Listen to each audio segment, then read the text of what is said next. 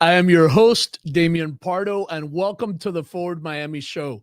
For those of you that don't know what Forward Miami is, it's a local nonprofit, and we specialize with diversity and inclusion issues. I'm honored today to have as my guest, Johnny Navarro Jr. Johnny, join us. There you are. How's it going? Cubans United for Freedom. You're the founder of Cubans United for Freedom. And I wanted to start out with a little bit about you, your background, and how you got to today.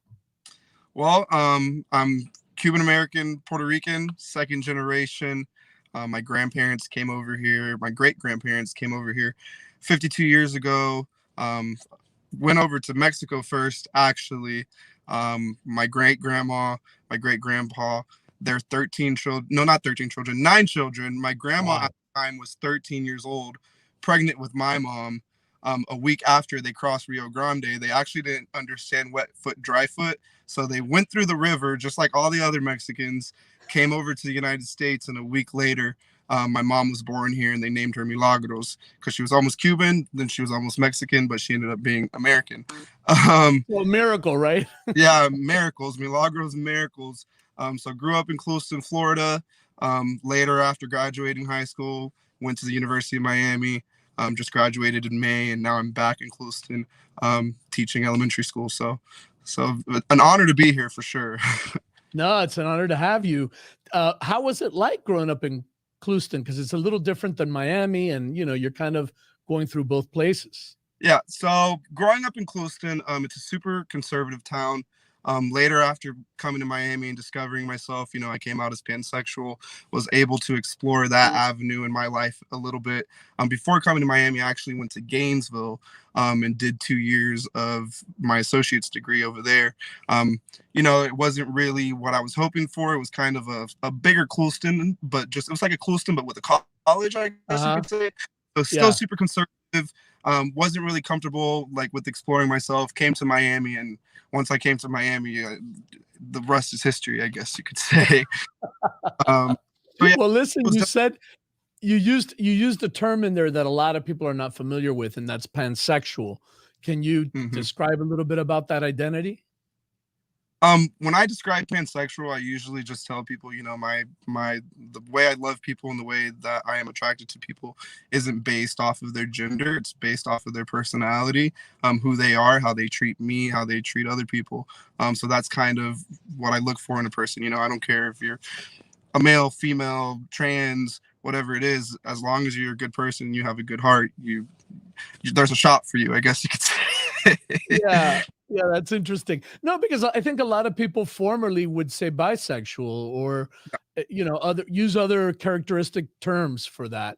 So it's interesting to know, and it's good to know because people are using it more, and it's really a beautiful, meaning behind it, which is you really care about the person more than anything else. At the end of the day, I think that's what matters, and I think that's what people should look for in a person, anyways, is how they're treating people, and I think that's the way to go, to be honest.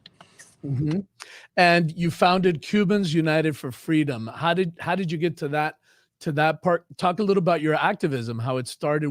Why are you even active like this? Well, first and foremost, I'm active because of my grandparents that came over here and made that trip and were able to bring me. I'm a first generation college student.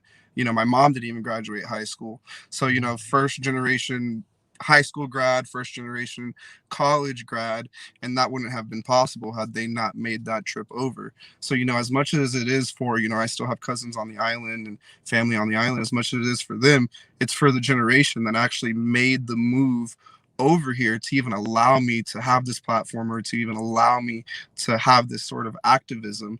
And it's not only for them, it's for the generations to come. It's for my cousins, it's for my nieces, it's for my nephews. It's for everybody, I guess you could say. And we've all said it's not only for Cuba, it's for everybody that's searching some type of freedom, some type of liberty. We're here to fight for you, and we're here for you.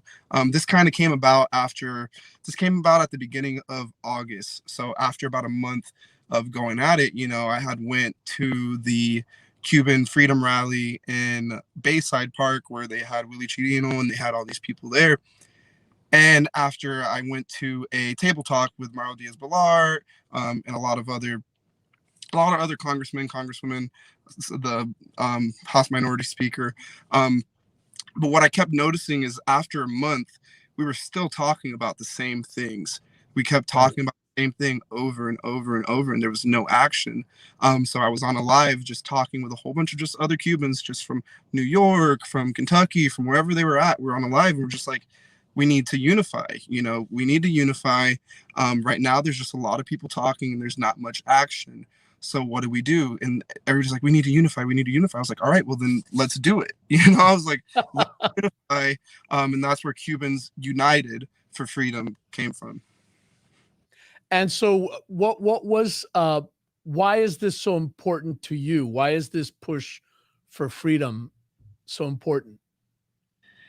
I think it's just sad that we're still living in a world where 90 miles away, there's people that are locked up. I'm talking to my cousin at night and his connection fails, or his lights go off, or his water was off for a week. And not only that, it's kind of sad to see here in the United States in the past couple years, the socialism kind of coming about and communism becoming a more normal thing. You have people walking around with chest shirts on, and they're claiming him to be some activist. Black people walking around with chest shirts on, not knowing what they're really standing for. So it's for freedom, man. It's for liberty. It's for everybody. It's close to my heart. I like to say, I'm actively involved in politics. I don't care if you're Republican. I don't care if you're Democrat. I don't really care for either side. I'm more in the middle. And I think as a whole, as a country, we need to realize that the majority of us are in the middle, and sadly, people don't realize we're still playing these party politics sides.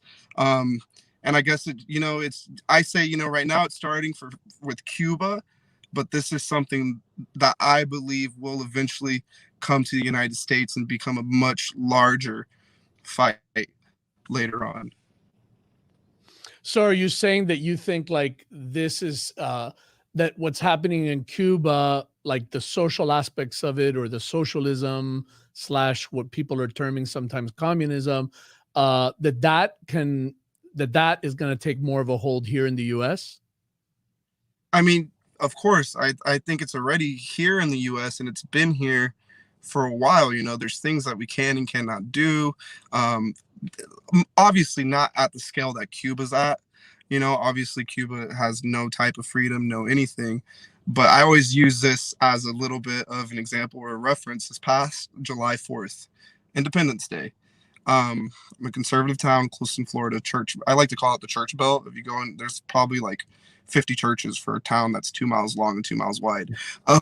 So I went to Walmart, and it was 11:30 in the morning, and obviously everybody's having cookouts for the 4th of July. My mom asked her to get some wine coolers, went and grabbed her wine coolers, went to go check out. Hey, excuse me, you can't buy the wine coolers before 12 o'clock. I'm just like, what do you mean? Like, it's Independence Day. It's kind of ironic or hypocritical or whatever you want to call it. I can't buy something before 12 o'clock. Like, what? And that's obviously a much more downgraded scale than what's going on across the country. But there's just things here in the United States that I don't agree with. And I'm sure and I know a lot of other people don't agree with as well. So I think, this is going, and it is our fight. This is going to be a much bigger fight. It's a fight that our generation, I guess we like to say that we're a little bit woke in a way. But yeah, I believe it's already here. Why should people your age, like friends your age, care about this? Because I know plenty of people your age, younger, that really don't.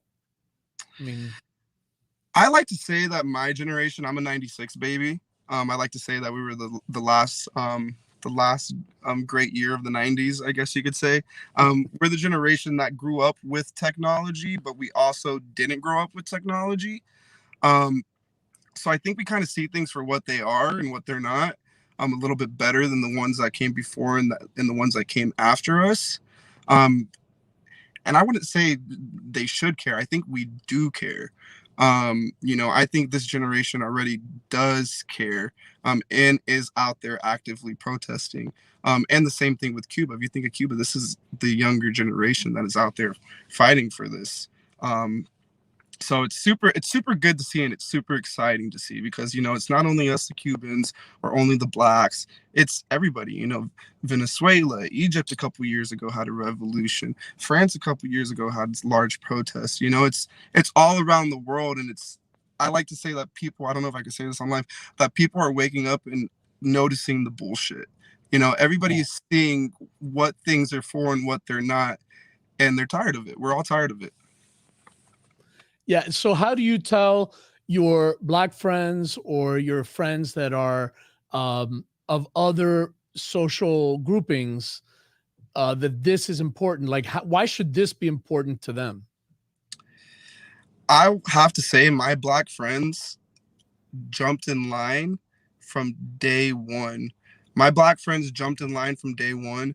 And when the BLM organization put out what they put out, they denounced it themselves. They're like, this is not it. This is not what we stand for. And we are so sorry. Like, I posted a girl on my Instagram last night. Her name is Kiana. Kiana reached out to me on the 12th. Everything happened on the 11th. She reached out to me on the 12th, and she's like, yo, you have to use your voice. We're going to do a live this week. And we did a live on the 13th. So my black friends, I have not had to reach out to them in any type of way. And I love that. I love that. I obviously can't speak for everybody. But, if I were to tell them, this is their fight too. I always tell them, the slaves arrived in the Caribbean before they arrived in the United States. As much as the United States has African-American history, the Caribbean is full of African-American history. Look at our music, look at our culture. We're fighting the same fight. So, we gotta align. We gotta align and we gotta unite. Yeah, I've always realized that. I've always, like the very first, after George Floyd's murder, the very first BLM protest, I was there. And, I've always, I think, historically, whether it's women or BLM or immigration, or, I've always been able to identify that thread that we all have together. And it sounds like your generation sees that way better than others. Would you agree with that? Do you think that's the case? I would agree completely. And I'll tell you, I'm an elementary school. I call it musical theater production. We play with music, we do theater, and we do production. I'm a production major, theater minor. So they needed a music teacher, but since I grew up in the town, they kind of let me do what I wanted to do, I guess you could say.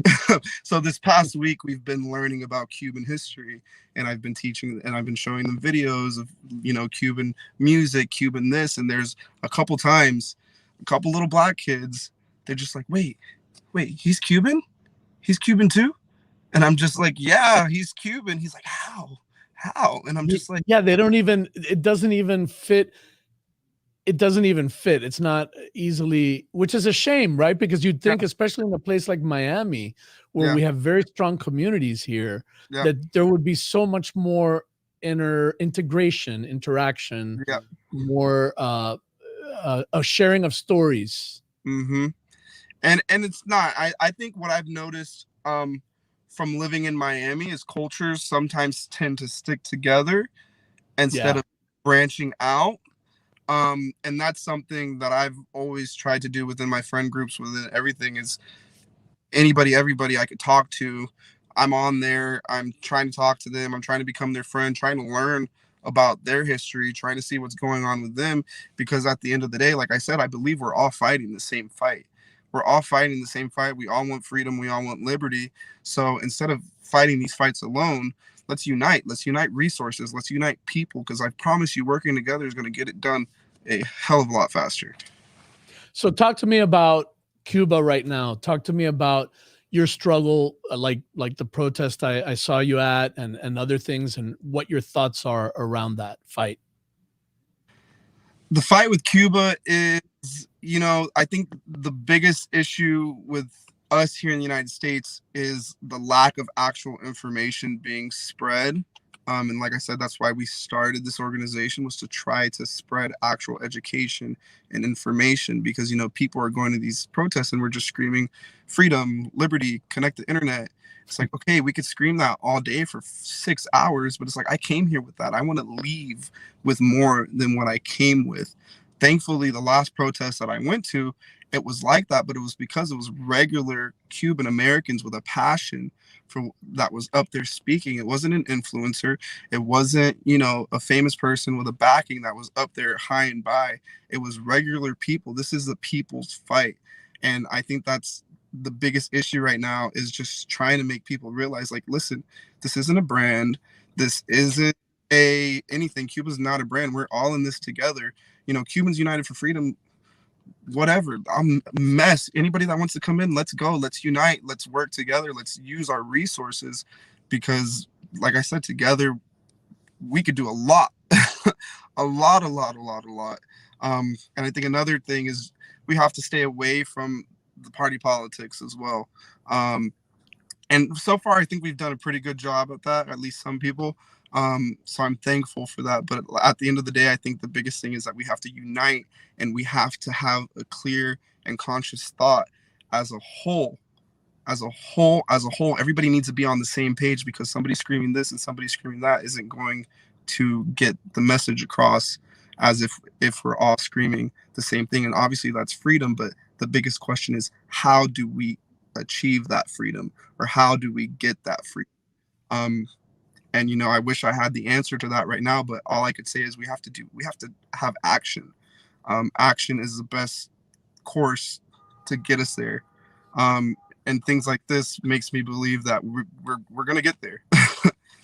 Yeah, I do want to add that, for example, Cuba Decide came out with a platform that they felt, these were some solid things we could do, like the piece about the Sullivan principles, which they used a lot with apartheid, where we kind of shame corporations into sharing the values and not just doing things for economic profit, while they know that their profit is suppressing Cuban people. Or things like Cinesex, which is the LGBTQ organization in Cuba, headed by Mariela Castro, to deliver sanctions to anyone associated with them, or to deny any kind of visas or entry into the US. And by building these alliances and these concepts internationally, we can then really pressure the existing regime to go ahead. And of course, the whole issue also, like you said, about internet, which seems to be way more technical. But I think those conversations are really productive. And I think, like what you were saying, just chanting the same thing over and over with none of those discussions is really valuable. You mentioned that you liked a lot of the things you heard in that last rally. And I'm wondering what are the things that stuck with you from that rally? Well, I mean, obviously, I've connected with you, so hearing about Cinesex, and all the LGBTQ issues going on there, being a proud LGBTQ plus member myself here, I was ignorant to it all. So me, somebody that's part of the community, being ignorant to it and actually hearing it for the first time, like, I knew there was issues there, but I didn't understand. I didn't even know there was a organization or something going on over there called Cinesex, where the U.S. was funding and openly helping the Cuban government with this project, I guess you could call it.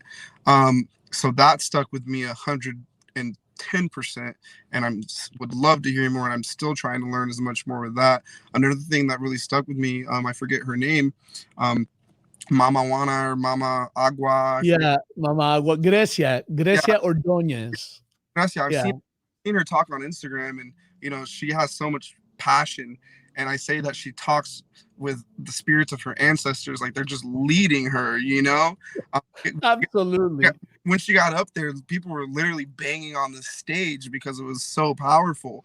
But seeing, an Afro Latina Cuban up there, pretty much calling out BLM for everything they do, trying to let the African American community see what's going on, is so powerful, because we have to cross connect communities.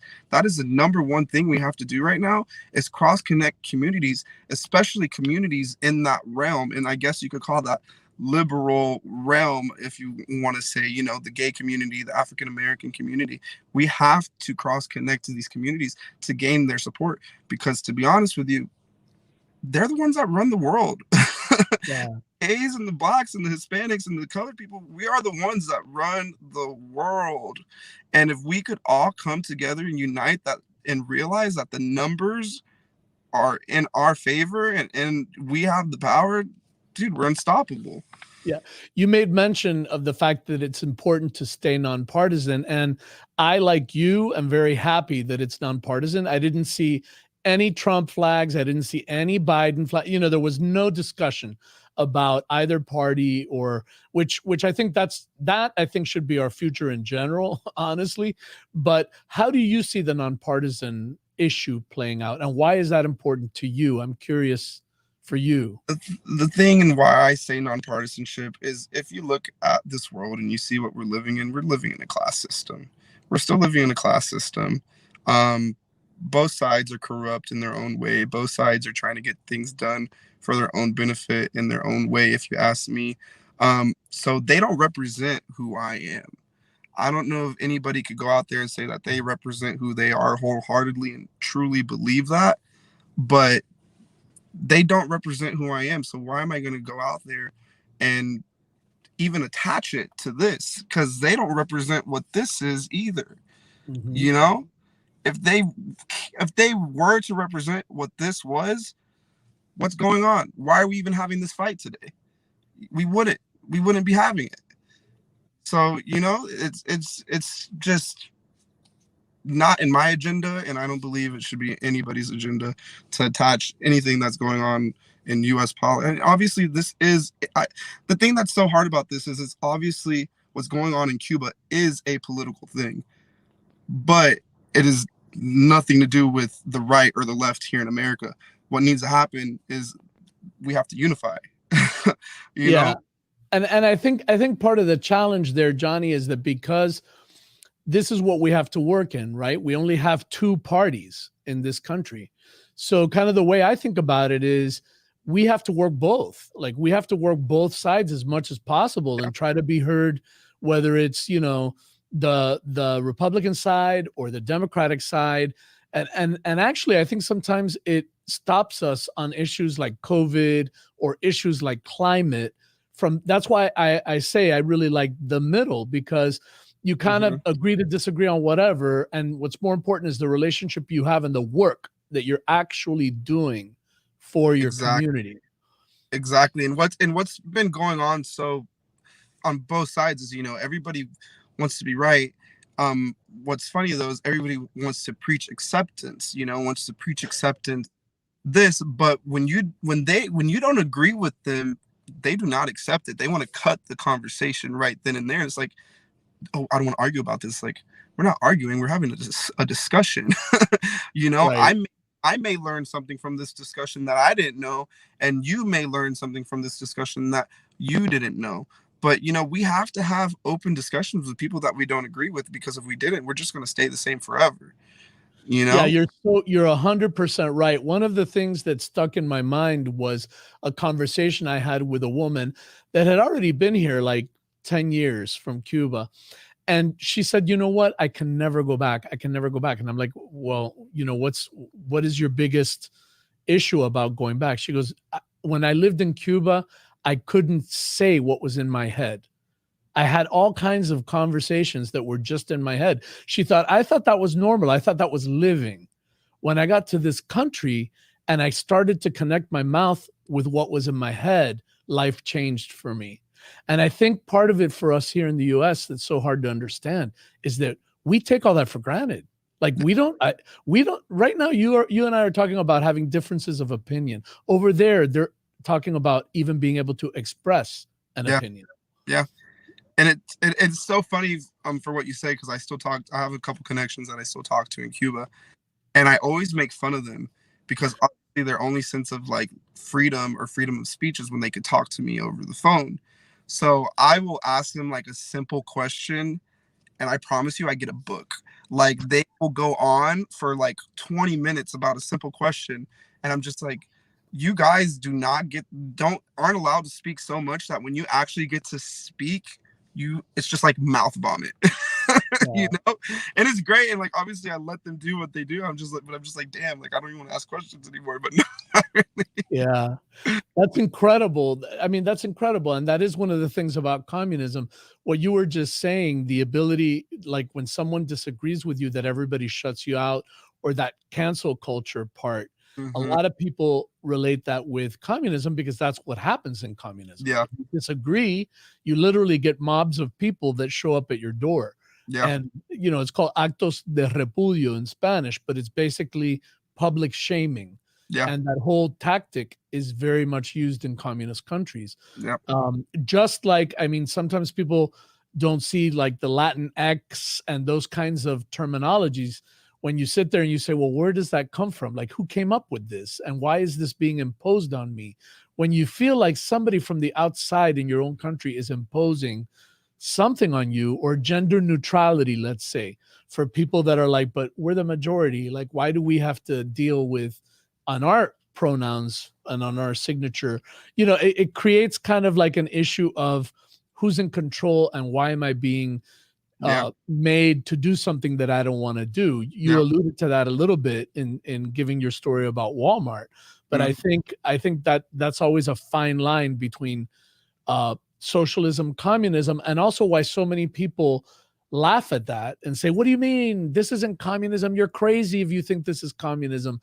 I would say to a lot of those folks, if you don't see why some people see communism and socialism, you've got some more work to do, Yeah. because obviously there's imagery, even simple stuff like the raised fist. For some people, that has a very strong communist imagery. Yeah. It's good to know those things, because then when you go out and you protest and you go out and do stuff, you're aware, and maybe you use other symbols, or you use that's why it's great to talk about this stuff. Yeah. And it is great because I've used the raised fist a couple times, you just learn, and we're all learning things every day as we go. I remember I had a conversation with Mario Diaz Balart. He called me about a month ago.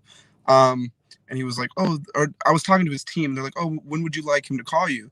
I was like, honestly, today, next week, it doesn't matter. I'm learning something new every single day, and I think that's the biggest thing, is to have our minds open to learning new things and to understanding where these things are coming from, because a lot of people like to, they like to be stubborn in their thoughts, and they like to be stubborn in what they allow in, instead of just listening and actually understanding what the other person's saying. They like to shut it out as soon, like I said, as soon as they don't agree or they don't understand, it's shut off.